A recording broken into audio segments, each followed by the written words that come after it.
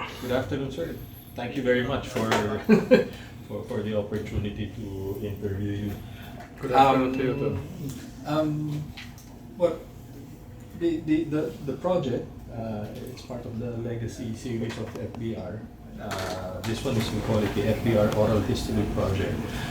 Initially about 100 people, but it's about 150, 200 now.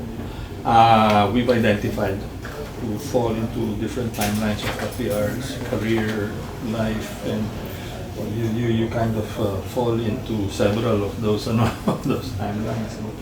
But let me start out first. Can you still recall the very first time you met? Yes.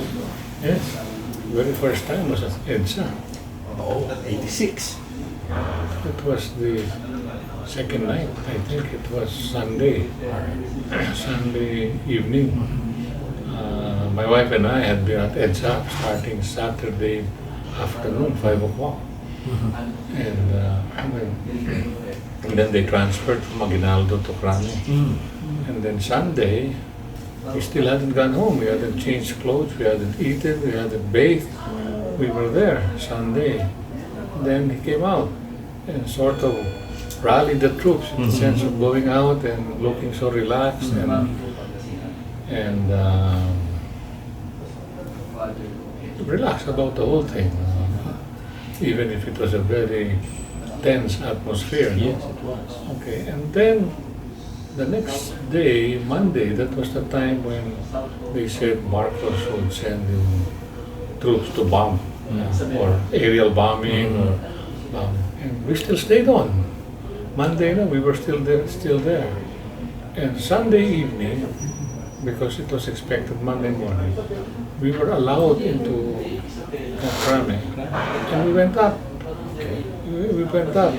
I remember seeing Freddy Aguilar in their office, that office where then Minister Enrile and General Ramos were holding forth and holding up. And I saw a cameraman of this, I don't recall his name, who said, marunong ba kayong hawak ng armas? Kasi pag nalusugin tayo, we should be ready. Sabi ko, yes, boy. So, pinahawak yung mahabang armas. You were issued? Well, be the guy, just to be the guy, just to get a feel of, feel for it. And, but then, we were eventually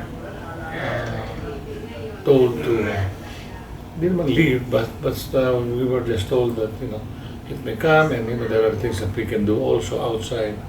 So that was, I saw him there again, and we shook hands, and he remembers that. He remembers that. And of course, Minister Enrile. So that was the first time. Him and Minister Enrile were very closely associated with the Marcos administration. That they would break away. Well, outside, there was some suspicion because they said, this is too good to be true, something's not wrong here. Some of our, remember we just came from the election, no? Yes. And we were very much part of the campaign of President, then, plain citizen Corazon Aquino. No? I was with the Media Bureau, and we were the ones doing battle with the media that was controlled by Marcos, together with the so-called mosquito press. So there was talk outside that this is.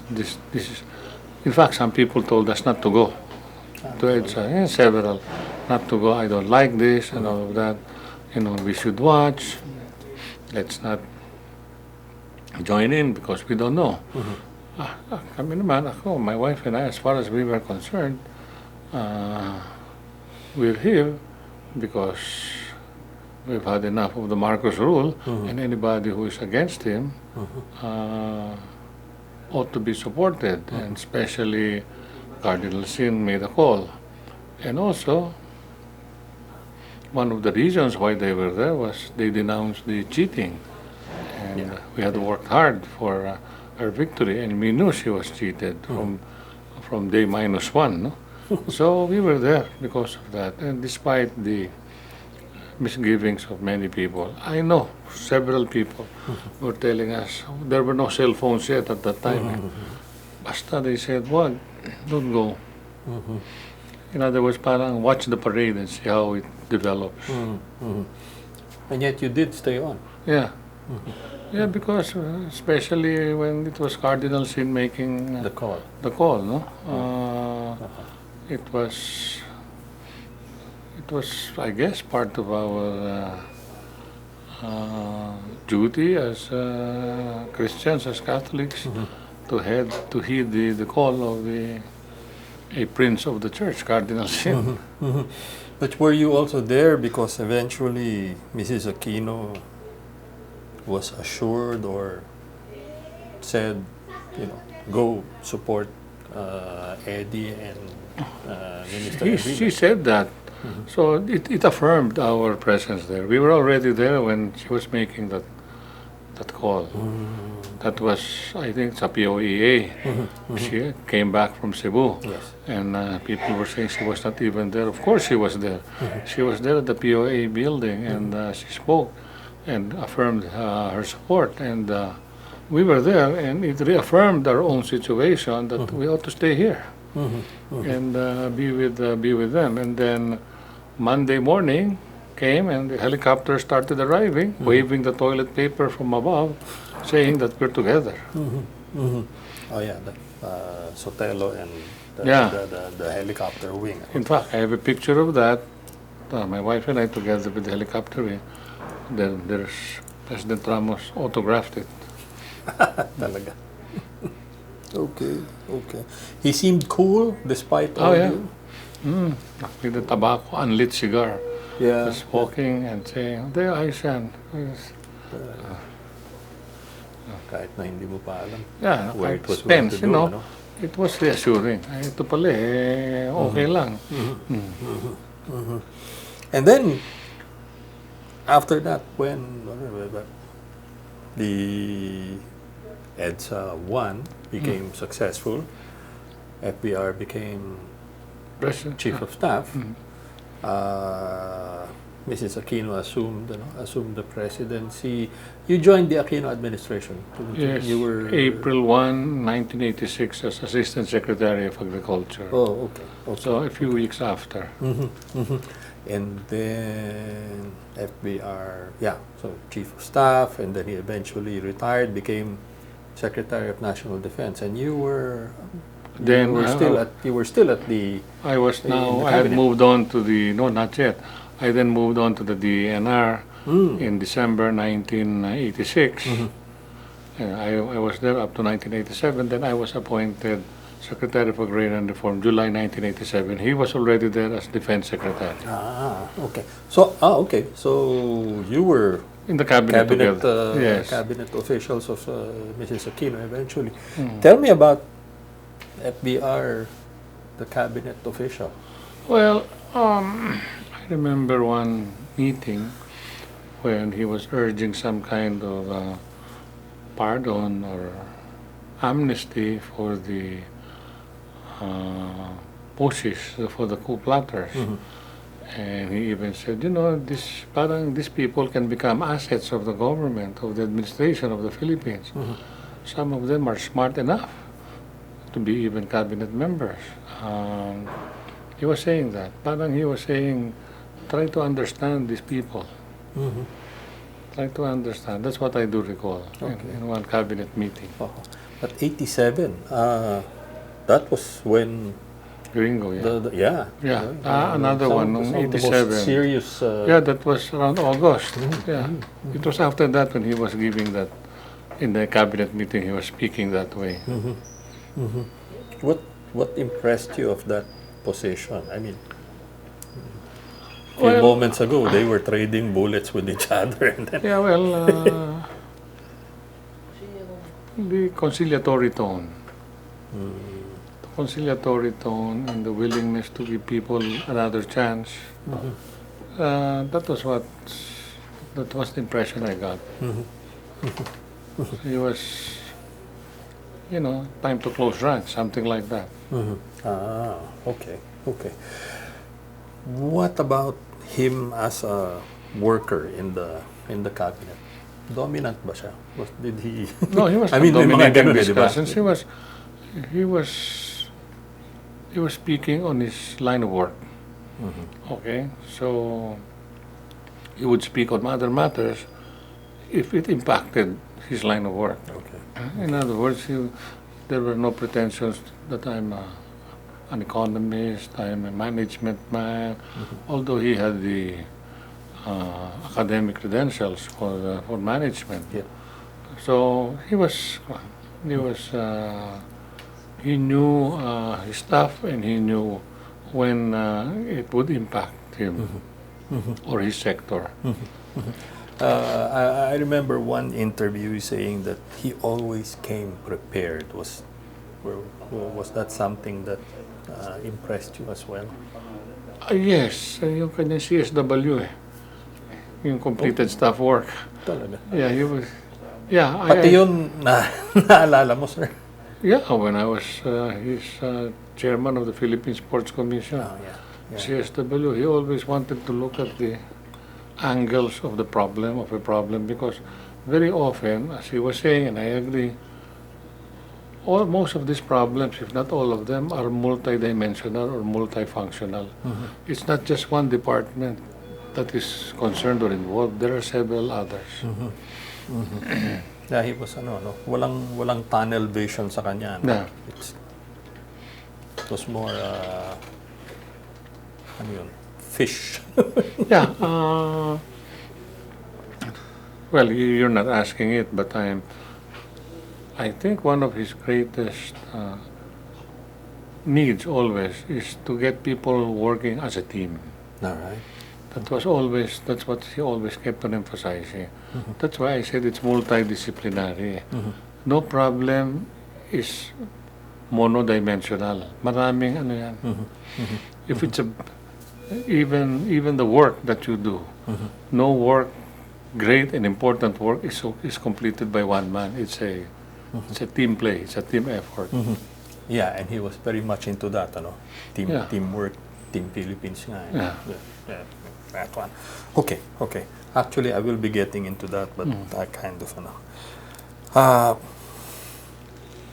at that time, was there any indication of his plan to seek the presidency? Well, like I could hear about it, but if there were any obvious manifestations, none, at least in the cabinet. There was no attempt to dominate the discussion, show off, or say that he was an expert in various topics or various issues. Wala namang ganun. No such thing. But he eventually threw his hat, Yeah. into the ring. And who did he? He joined LDP. Yeah. And then. Well, actually, I joined LDP with him. Oh, sabay kayo. Yeah. Okay. Because I was finished already as Secretary for Grain and Reform, and Philippine.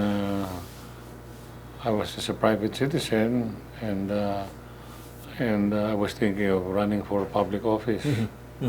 So LDP was a dominant party together with Monting Mitra, several others. And he joined doon na rin ako. Since the two main probable administration bets are coming from one party, I'll go there to that party. He slugged it out with Speaker Mitra, but lost the Convention. primary, in the convention. Did you still join him? He decided to push on. Yeah, I joined him. Later on, when he was already running, and they needed support from the grassroots, so they needed to field as many candidates as possible. Okay, and I joined him.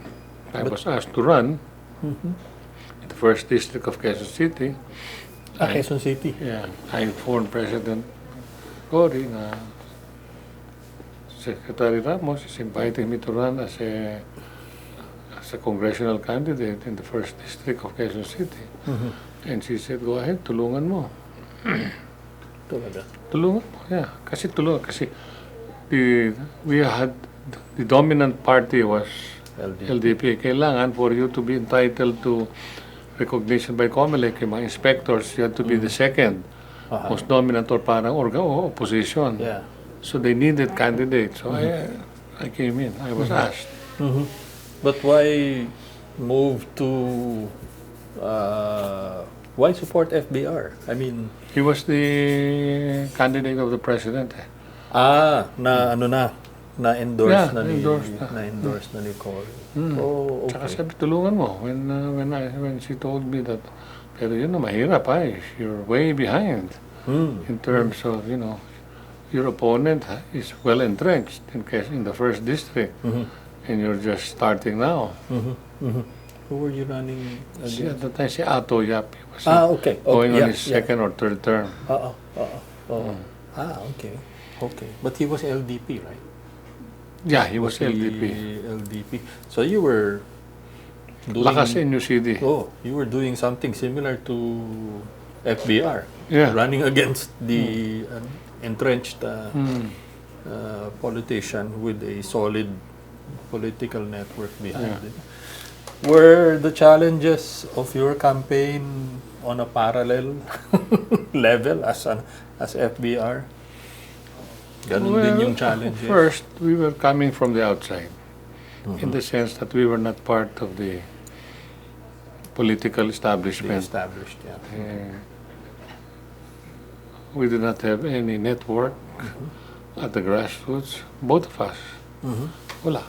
We were banking mostly on sipag, tiyaga, the goodness of our cause, our capabilities, and of course, the support of President Aquino. How crucial was that? That one? Yeah. Well, it was crucial in the sense that you needed every able-bodied person. And of course, there were the yellow people were very much around, and they were just waiting for a signal from the president. Although that was kind of divided because Speaker Mitra was a staunch supporter, no? But the surveys were showing that he was behind then Secretary Ramos. In fact, he was three ranks below. Behind Secretary Ramos was Miriam. And then behind Miriam was Ambassador Dandinko Juanco. And that was the one, then he came in 4th. And then I think Salonga or Imelda Marcos came 5th. Oo, ang daming kandidato noon. Oo. How did you help out with?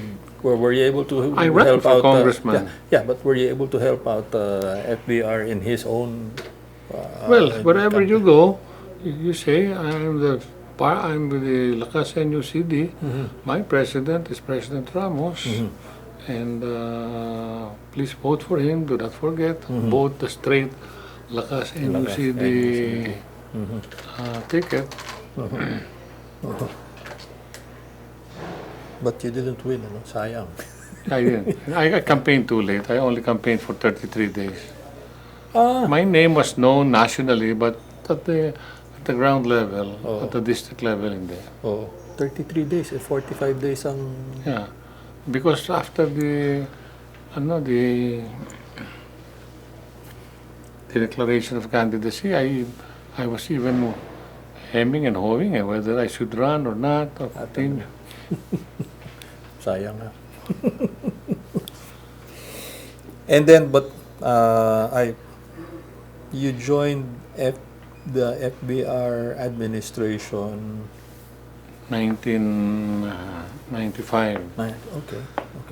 Pero ano na, no? There was a ban pa. Yeah, no? there was a ban, and then he yeah. appointed me first as a presidential consultant for community development. We were playing golf. Well, actually, this was the way it was. it was his birthday, Mhm. and I was invited together with my wife. Mhm. We were asked to go there to Camp Crame. Okay. No, yeah, social hall. Okay. So we were there dancing, and then the aide told me the president wants to talk to you. One day, he said, we'll play golf one of these days, Sunday. Sa veterans, sabi niya, ako, ganun, sabi ko. So several weeks later, I got a call. I was then teaching at AIM. Mhm. I got the call. The message was, the president will play golf with you on Sunday. Friday, I think it was Friday Mhm. when he called. On a Okay. Sunday, oras, be there. So I was there, veterans. That time I was living in the first district, very near veterans. Yes. So I went there. We would play golf, me, him, Leo Kusimbing, okay. and General Magno. Yeah. So when we approached the front, the first tee, Mhm. sabi, halika, you look at this. See that? It was pointing to the Metro Manila Transit garage. You know, that should be removed. Or else we will never have development in this place, in the North Triangle area. Mhm. You are in this is your constituency, you should do something about it. So, palo, we played. Then when we got to the corner of North Avenue and Mindanao yata. Tin mo. Sabi niya kaya, yeah, what I want you to do is to privatize MMTC, Metro Manila Transit. Sila yung nandun eh. Mhm. And there were attempts in the past, during the time of President Cory, to remove them there unsuccessfully. A couple of people died during that time. They were holed up there. And said, you know, I want you to do this, I remember, in a creative, non-bureaucratic way. I remember, sabi niya ganyan. So that we can get development in here, into this place. So second hole yun. When we got to the third hole, the middle fair, i-appoint kita. Sabi niya, Leo, halika, you prepare the appointment of Popoy here. What shall we call him? Presidential Assistant on Community Development? Then, ginamit na noon yung panahon ni Marcos. PCCD siguro, Presidential Consultant on Community Development. Sabi ko, kayo hong bahala. Paano, whatever you wanna do with me. I'll appoint you as PCCD, pero walang opisina ito, ha? Meaning, he said it so nicely na walang opisina, meaning walang sweldo. Oh, that was what he meant. I suppose, Okay. walang opisina ito. You know, in other words, walang, ano ito, presidential consultant, parang... ₱1 a year. So, yeah, it's honorific. And then, akad, the third or fourth hole, sabi ko, sir, okay, I'll do that. Yung yung privatized Metro Manila. After 9 months, I did it, na-privatize. Wow. The first time that privatization happened with blue-collar workers taking over a corporation. Ang dami nilang cooperatives doon eh. There were 4 or 5 of them eh. Yes, The yes. conductor, the driver, Drivers, the the mechanico, mechanics, yes. and I had to put them all together. And you know, I would meet them on the surface. They all agreed. Pag nagkahiwa-hiwalay na, nako, siraan ng siraan. Si ano, ganyan, nagnanako yun ang pyesa. Ito, ganyan, hindi sinasabit yung mga ticket and all of that. Yeah, they So were I- still an operating concern at that time, ano? But not exactly... So I had the president sign a memo appointing me and enjoining the following agencies to cooperate. The OTC, yun, I remember. The Bureau of Cooperatives Development. Yeah. Ang dami nun eh. So I had this memo. He signed it. I showed it to then Secretary Sani Garcia. He heaved a sigh of relief. Hi, mabuti naman. There's somebody taking care of this. Somebody dedicated. Because I cannot do this anymore. I'll just support you. So that was just one specific project that for that appointment, PCCD. Yeah. So now, we can all lay claim credit to the fact that we were the ones who cleared North Triangle for the Ayalas, the Cs for the Trinoma, and the SM, and the whatever, and the SEDA. It was because of us, because of me, that I was able to, on the instructions of President Ramos. And it all started with I remember when the formal turnover of the corporation to the different co-ops was being made in Malacanang. We were in a bit of a rush to finish it because President Ramos was attending to the floor contemplation case. 95, right? Yeah, it happened around that time. He said, boy, medyo bilisan natin itong seremonya, ha? O, mabuti naman, tapos mo, pero alam mo, medyo nakakagulo doon kay floor contemplation. I have to attend to that. Oo nga, no? Yeah, it was that time. No? But you were pretty confident in what you were doing, ano? Yeah, I knew because- who were the people. I just made sure I was in constant touch with the committees on transportation and public services of both the House and the Senate, because informing them of what was going on. Because I knew the dynamics. You had to get the legislative branches into the loop. Kung hindi, if there's anything that goes wrong, somebody out there might grandstand from their ranks. At least ito, at that time, I remember sa public services, it was Butch Aquino. And the cooperatives pala siya. Butch Aquino, I yeah. think public services, I think it was Sunny Osmeña, I'm not sure now. But sa cooperatives, Sunny and Butch was Osmeña, very yes. concerned because of the cooperative side, because they were all cooperatives. Yes, yes, yes, yes. And sa House, I don't recall who it was. I think it was, I'm not sure now, I think one of the Parases. Si, not this one, not yung Yusek na labor ngayon, yung isa, the older brother. The older, yeah. Yeah. I'm not sure now, basta I just wanted to make sure. At that time kasi, malapit na eleksyon. Tama. And I said, you know, if, for example, what we're doing here doesn't resonate well with the MMTC employees, they might go on strike and the administration might blame me. Baka matalo pa sa eleksyon, ako pa masisi. So, Oo nga. you know, because can you imagine a big issue, people stranded in the streets because there are no Metro Manila transit buses? You know, the optics of that.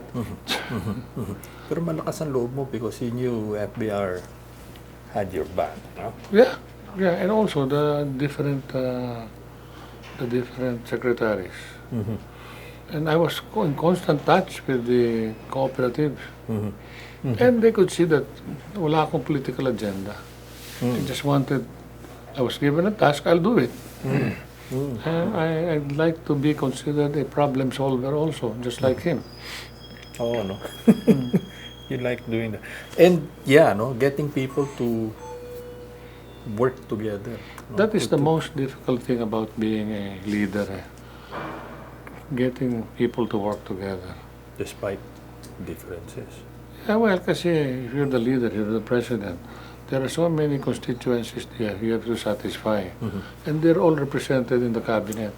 Left, right, center, far right, far left, and all of that. So, you have to orchestrate. And he was pretty much comfortable doing that, no? It's time consuming, but he liked it. It was like fish jumping into water. Yeah. Tsaka he liked papers, like to read. He was a paper worker.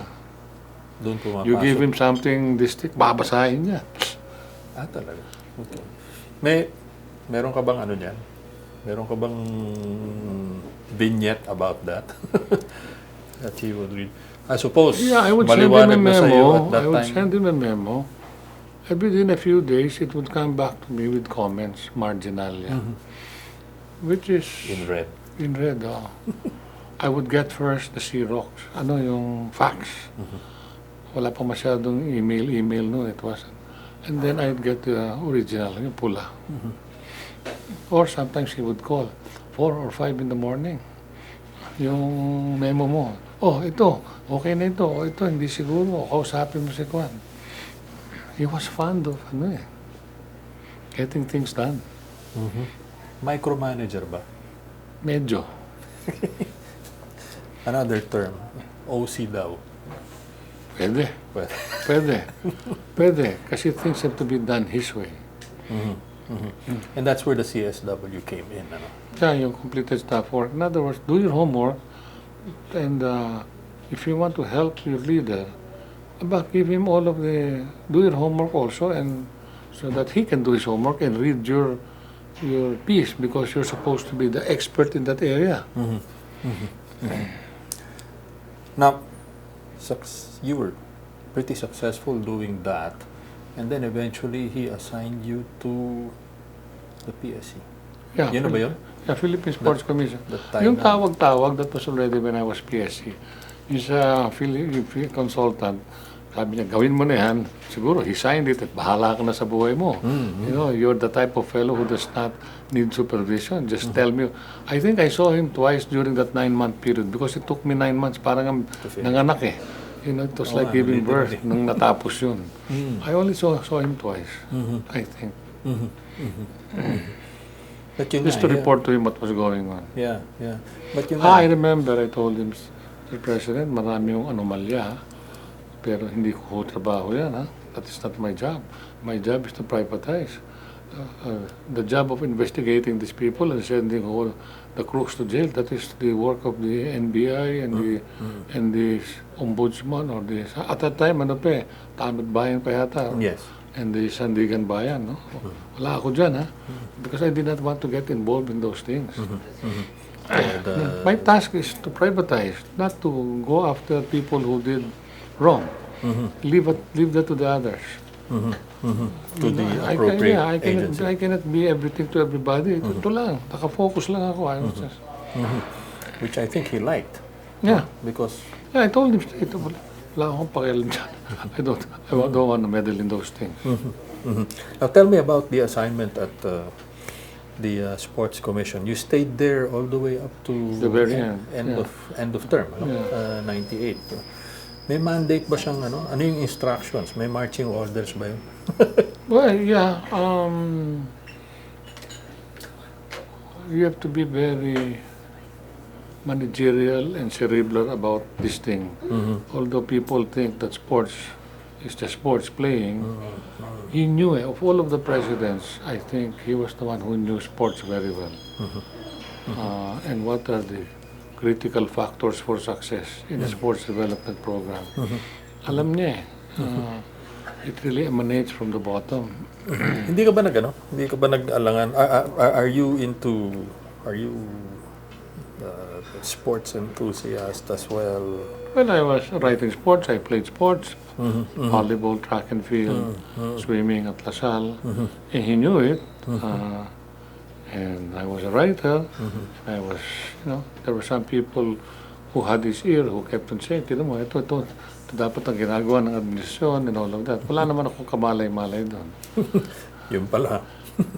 Actually before that, he called me up around December, between Christmas and New Year. Okay. I was still teaching at AIM. It was Christmas break, so there was almost no one in the building. So he called me up, offering me the chairmanship of the Games and Amusement. Sabi ko, sir, hindi ako pwede dahil kasi nagtuturo ako eh. I have a contract here with AIM and I have everything. Okay, I have an obligation. Several months later, I was in class teaching 9 o'clock, 9:30 in the morning. A lady from the office, AIM, walks into the classroom. Bawal yun eh. You're not supposed to interrupt. She came in with a note. The president would like to talk to you. Akala ko, President Aquino. Kasi I was with her the day before. And we were talking together with my wife. So, sabi ko, ano kaya ito? Bakit? Ano kaya ito na... It's unlike her, no? Ano kaya nangyari? So when I went to the phone, it was... parang si Peter Garucho. Somebody from the Office of the Executive Secretary. I think it was parang si Joe Magno. Okay. Sabi niya, gusto kong kausapin ng Presidente. Sabi ko, sure. Oh, Papa, I want to appoint you chairman of the Sports Commission. Gulat ko.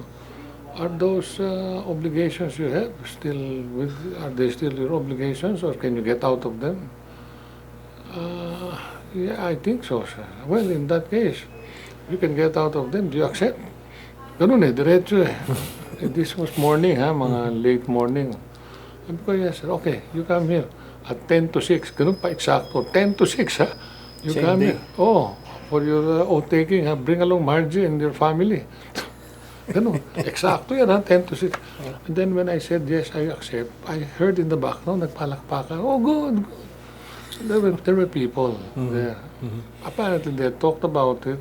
They said, ito na, the president. Kasi at that time, si Mel Lopez, who was the incumbent, was going to run for mayor. So, nag-declare ng candidacy. Eh, bawal na, hindi na pwede. March na noon eh, ang election, May, remember? This was 1995. So, there was a local election. Oh my. Tinanggap. So, I had to go home, change, and my children, my wife were there, taking in Malacanang. Were they surprised? Well, I called my wife. She was Secretary of President Aquino. Even out after Malacanang, my wife was her appointment secretary for 23 years. And I said, Margie, you know, si President Ramos called, offering me the chairmanship. Oh, what happened? I accepted it. Oh. So, sabi ko, may I talk to President Aquino? President, pupunta sa telepono, ma'am. In-offer ko sa akin, tinanggap ko na. O di okay, sabi niya. Ano mo naman, gusto mo naman yan, di ba, yung sports. Yeah. So what was the directive for sports? Well, you know, ang directive ngayon naman talaga is to, and which I did, was to come up with a master plan for Philippine sports. The first time in the history of this country that we came up with a master plan, a 5-year master plan for Philippine sports, which he knew and was very proud of.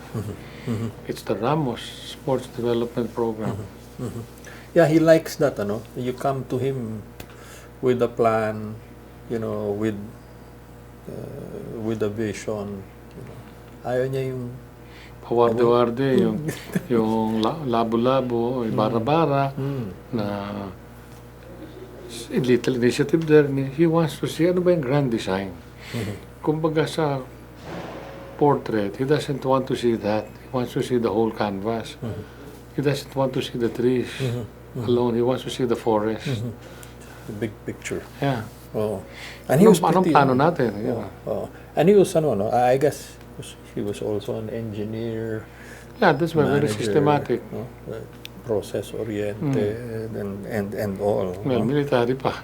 And yeah, military man. So he was really very big on physical fitness and health. yeah. Ano? Totoo yan. I was a smoker then for a long time when ang hirap to keep up. Because he would walk, he would run, he would swim, hihingal ka. You would join him in one of those, ano? Well, On some of those, sa ano? Singan, yung swimming pool that was constructed then, he instructed me na you have a swimming pool built here, ang PSC funds, which I did when it was being inaugurated, swimming, 25 laps. Oh my gosh, that's more than 500 meters. Wala pa yatang 5 or 6. I was already gasping for breath because at the time, and he was just swimming very smoothly, tuloy-tuloy lang. And then after the swim, he finished siguro mga 3 laps ahead of me. Kasi naghihintay na siya. Then when we were in the shower, mukhang napagod ka. Hindi nagbibiro, hindi nangangancho, napagod ka lang. I was really tired. And this was a man several decades Older. old. Yeah. Yeah, mga 20 years. He had at least 3 sports summits, ano, during his term. Well, the first one was in Baguio. I was not. You were wala I ka was pa. not PSC chairman. I don't know about the 2 others. Maybe we had 2 others with him around in Malacanang.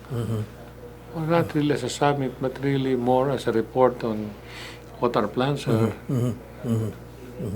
And he liked doing it in Malacanang. Ano? So, give it an air of Important. Yeah. And make people buy into the Yeah. effort, no? Make them feel that what they're doing is important. Yeah. Politician din. Yeah, I think he imbibed the ways of a politician, the call it tricks, and he enjoyed it.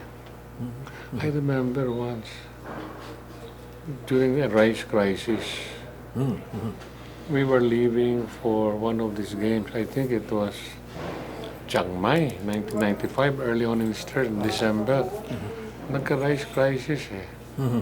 And we had a ceremony at the Ninoy Aquino Stadium. Morning, mahilig siya sa morning eh. The first lady would be there because she was president of a badminton association. So during the ceremony, meron dapat bibigay na uniform jacket. Doon pa lang, when he arrived in the stadium, I could sense he was not in a very good mood. Yeah, kasi because of the adverse reports on the rice crisis. Opo, ano ba mangyayari dito? Ayusin din dito, ha? Ganun. Pagdating sa tablado, I was going to hand him the report, the uniform. Ano ba naman? Sabi niya, lagyan mo naman ng konting drama ito. Buksan mo yan at isuot mo sa akin. Yeah. The jacket. So, lagyan mo naman konting drama ito. He was very annoyed na parang, make this something different. Milk this for whatever it's worth. And you did. I did. Pero I could not understand. Natang init ang ulo. Ano bang ginawa ko? Yung pala, I was told, nagbabasa na ng dyaryo, very critical. Mga newspapers, radio. He listens early in the morning. Yeah. Yun, sa rice crisis at that time. That was... But this was a Saturday, ha? I remember it was a Saturday. That occupied his head at that time, his thoughts. Malas mo. Ikaw ang unang nakita. Sabado. Oo nga, on a Saturday pa. But tell me, I mean, it wasn't just really, it wasn't just really like that, holding the summit in Malacanang and going and meeting up with the athletes in the facilities. But he also participated, di ba? I mean, he liked... He knew them by name, the athletes. He knew them by name. Because remember, he was an NSA president before of badminton. So he was already involved in sports. Nagmi-meeting sa Philippine Olympic Committee. He knew them. He knew all of the NSA officials. He knew the sports editors. He knew. Alam niya. And I guess it was important for these people, these stakeholders, that, he continued to stay connected and engaged with them. That's just about micromanaging. I remember nung Jakarta SEA Games, 1997. Okay. We had a system. Early in the morning, we would send him a fax reporting on the previous night's competition, previous day, the day before, so that he would be ahead of the newspapers. Kasi maaga magbasa, di ba? Alas 4 na umaga, nagkakape, nagbaba. So we had to do it that way. Ako, 4 o'clock in the morning. Pagkatanggap, I was in Jakarta, he was in Manila. Our press team was in Manila. They were getting reports from the Indonesia Filipinos, yung team namin. And they would put a story, and then they would send it to Malacanang. Pagkatanggap niya, tawag sa akin, alas 5 ng umaga. Ikaw pala, nakakatanggap ka ng mga calls na yun. Yeah, alas 5. And that kind of thing. And then, at the end of his term, I told him, Mr. President, I think I should write a book about your sports program. Ganado siya. Your legacy. And also about EDSA. Okay. Kasi it was like a memoirs, my memoirs, at least that portion from EDSA to Sports Commission. He supported it. He supported it. And I would send him the book. He would edit it for purposes of facts. And he would even give me advice. Huwag mo na ilagay ito, magkakasamaan lang kayo ng loob niyan. This person will bear a grudge on you for the rest of your life. Yeah, The reason why I did that book was because I knew my successor would throw away that plan in the circular file. All those So I things. wanted to keep a record, and that's exactly what he did. He threw it into the circular file, the basura. But at least the president knew, and the people, the public knew, there was a plan. There was a plan of the Ramos administration. The first time that there was such a master plan. And yeah, I guess again, the engineer, the manager, the leader in him, ano, it's not just meeting up with the sports associations, but there was a vision to it, ano, from barangay roots to the elite Yeah, he had this sports idea talaga lang. It associations. was hard to implement because it was the tail end. This idea of each barangay must have a multi-purpose field where they can play sport, they can gather together as a community. Wala. It's so hard because how do you do that in Manila, Metro Manila, when kakapiranggot para space, para posporo, where do you put the multi-purpose field? No? Sa kalye nga na lang nilalagay yung basketball court. Okay. But the other thing about sports is that, I mean, yeah, he would call you at 4 or 5 in the morning. Yeah, And dalas yun. I mean, that's it. I Well, mean, sports, he placed just as much importance on sports as And then he the invited me economy. several times to play golf with him just to discuss sa Malacanang. Naku, so difficult to play in Malacanang because such kabila, a small course. And there is only one main fairway and everybody's crossing that. And, you know, Sharing. I remember evening we played there once. He likes having 6 people in a flight, 7 people. Dami. And then yung meron tinatawag na honesty game niya. And then also at Intramuros, Yeah.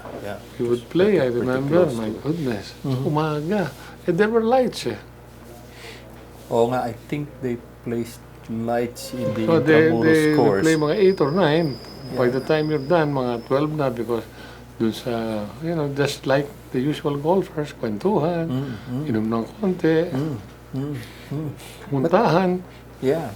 But yun nga, so he placed just as much importance on sports as the economy, as Yeah. legislation, and I mean, that speaks something of the man as well, no? What about managing this one, especially with the elite sports organizations and associations? There were egos that had to be managed there. No, many. Diba? Tell me how you and he managed to get those egos in check and But move forward. basically, at that level, that's too low for him to handle. You know, that's why you're there. You're supposed to do that managing for him. You're supposed to solve all of those problems or prevent it from becoming a problem. Sometimes he would read in the papers the conflicts. He would call. Ano ba nangyayari dyan? I remember there was a time I did not want to give an allowance to the Cuban coach in boxing kasi nga certain requirements were not met. Eh, yung mga boxing people were using media, atake sa amin. Sabi, had Ruben Torres call. Sabi ng presidente, bayaran mo na raw. Okay. In other words, if you tell me, I'll do it. But if there is no... And then there was a time, Asian crisis, 97. So belt tightening. Yes. He ordered the reduction of the allowances. Binanatan ako ng mga NSA. He came out and defended me. And those were my instructions.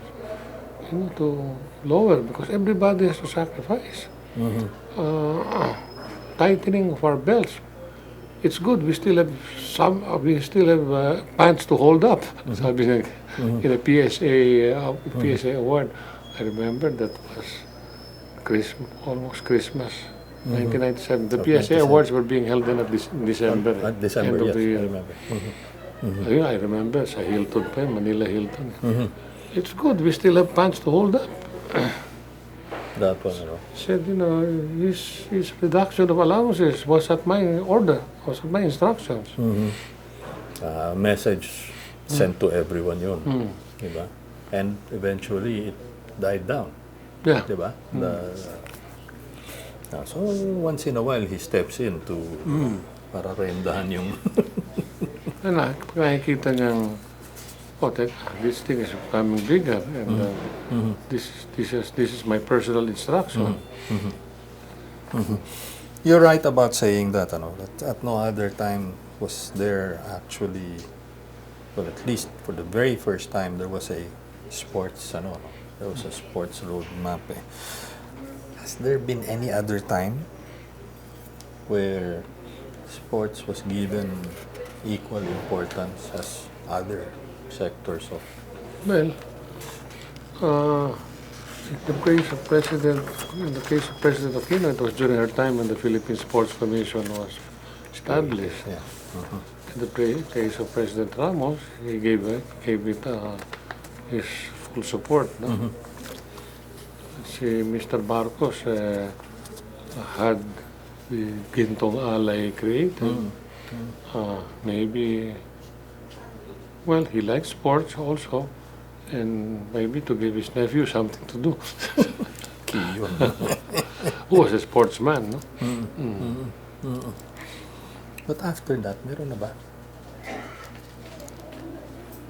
President Ramos, President Gloria. I was out of it now. I was more of a columnist then. Okay. Okay. Some of the egos may have also been involved you.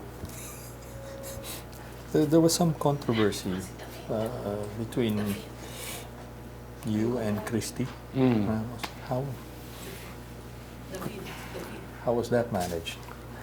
But it was very difficult for me because she had her rights and duties as Philippine Olympic Committee president, and I had mine. And she was so passionate about it, as I was passionate about it. So there would be a collision. And the president knew about it, and once he told me, in fact he didn't tell me, he was sort of chastising me. Easter yan eh. Easter Sunday. 1997. Yeah. He had just come from Luneta.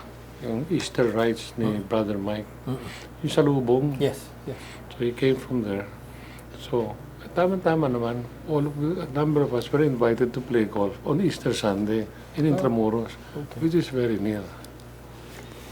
So, I was invited. So he saw me in the tee mound. And I was getting ready to tee off after theirs. Sila, then one more than us. Lapit siya. Ganyan. Sabi niya, ano ba ito? Sabi niya, bakit kayo away ni Christy? Away kayo na away. Hindi ba alam na tuwing nag-aaway kayo, nasasaktan ako dito.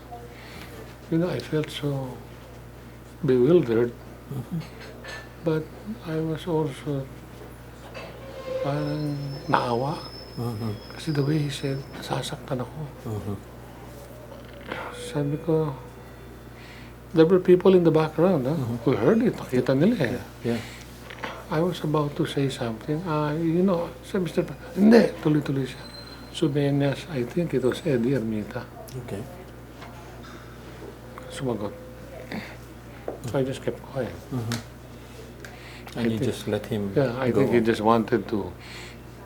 So something again happened. I don't know the night before. Di ba alam na?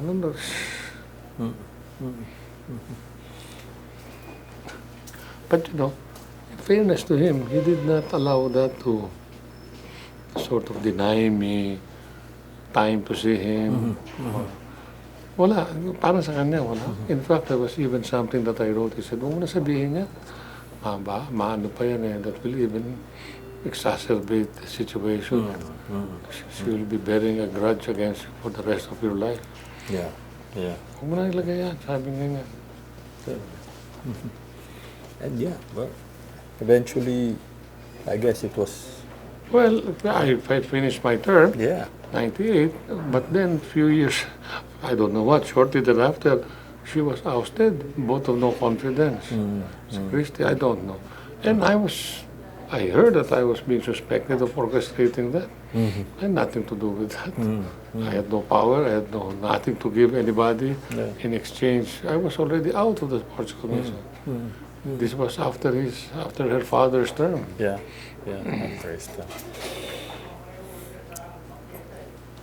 You mentioned earlier that was it too short a time for FVR to do what he sought out to accomplish I'm sorry. for sports?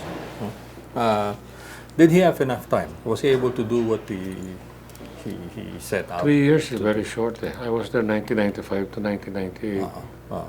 And, even within the sports commission, there are those who there is a counter effort to not to do what you want to be done.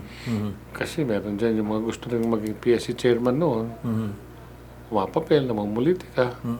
So it's really short because you spend a lot of your time trying to fix,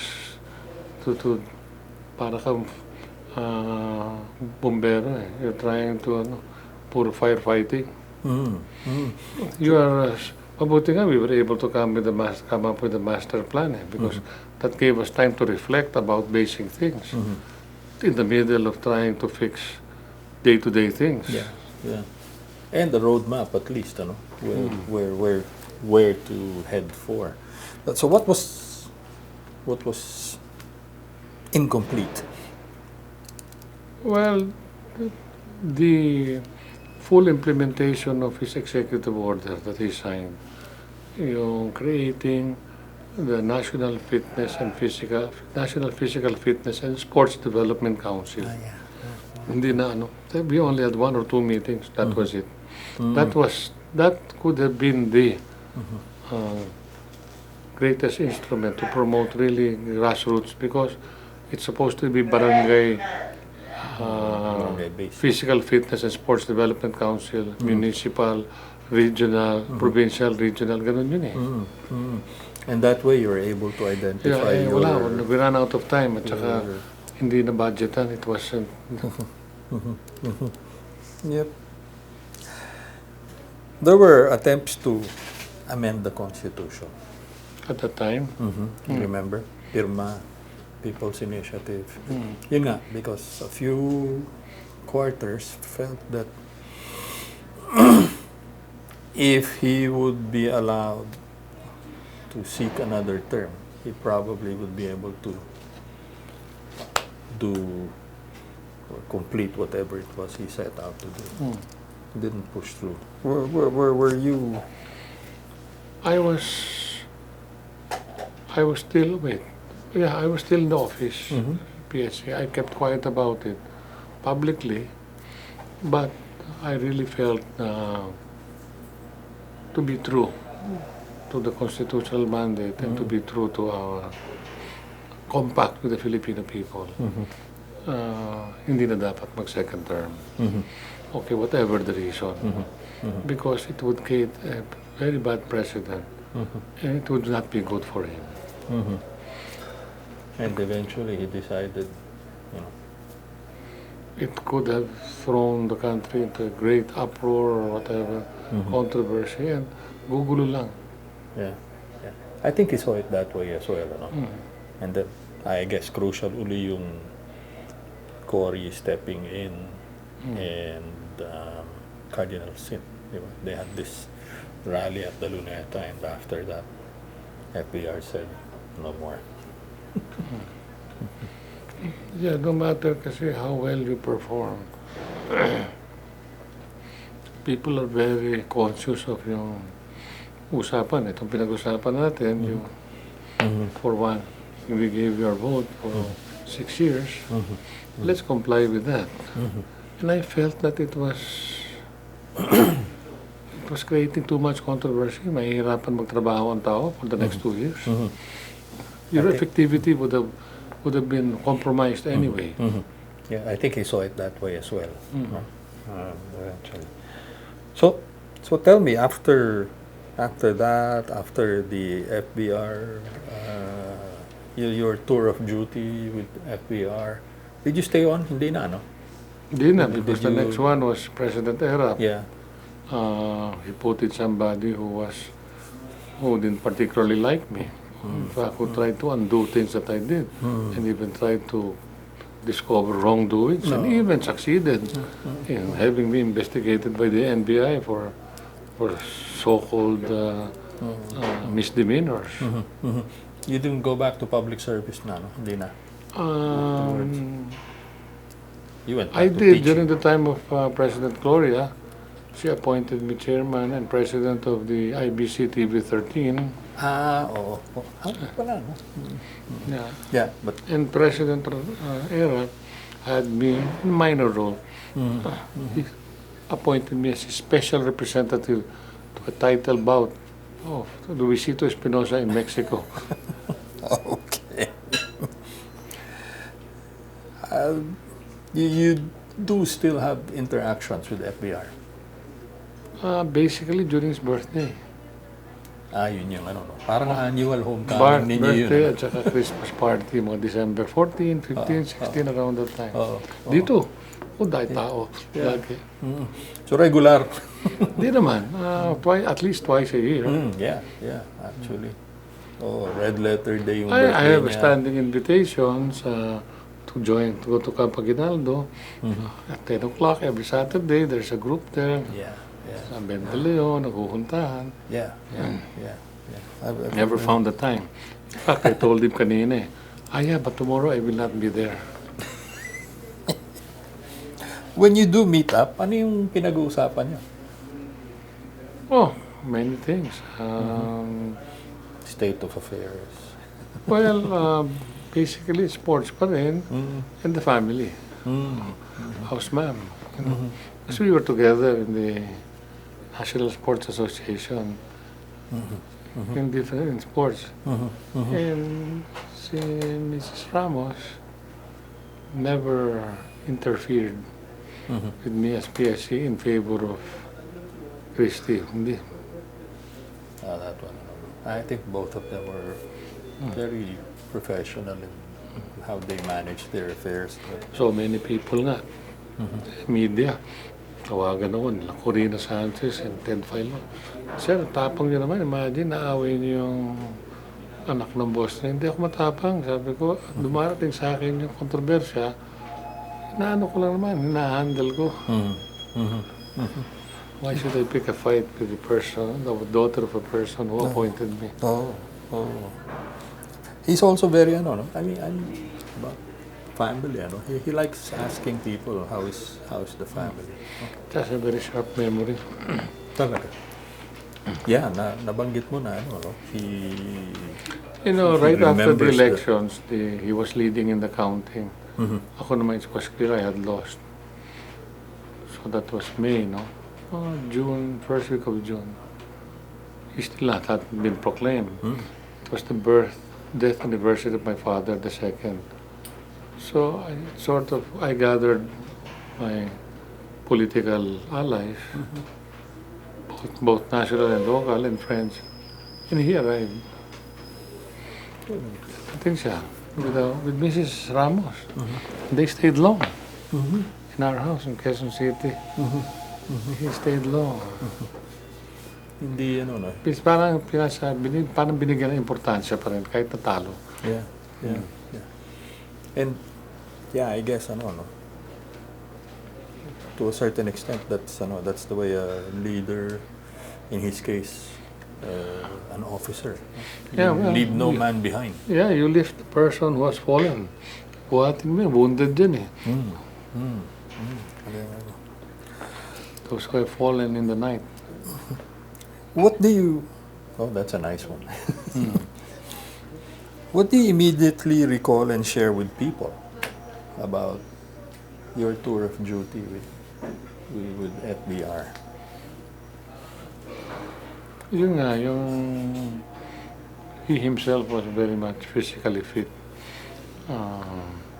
And you know, I noticed he tried to get me involved in as many activities as possible. I remember si Dang Pufang. Dang Pufang is a crippled son of Deng Xiaoping. He got crippled when, during the Cultural Revolution, when the Red Guards were after him, they were purging, and he jumped out of the window, survived, but broke both his legs. And he started being an advocate of sports for the physically challenged, PWDs. Parating sa Pilipinas. Instead of getting the SWD, called me in the morning, 5 o'clock in my house. Darating itong si Dang Pupang. His main interest is the sports for the disabled. Sabi niya, ikaw nang bahala rito, ikaw ang mag-alaga dito. If you need any funding, kasi this is not within the funding of PSC budget. Just prepare a budget, send it to the office. Sabi ko ba, well, it was also good because I got to meet the son of the great leader. Okay. But now that you're saying it, you apparently were getting 4 or 5 o'clock Yeah, morning calls. Andalas. But from what I pick up from the other members of the cabinet, that seems to be a badge of honor, or I don't know. At least, yeah, you know, kasi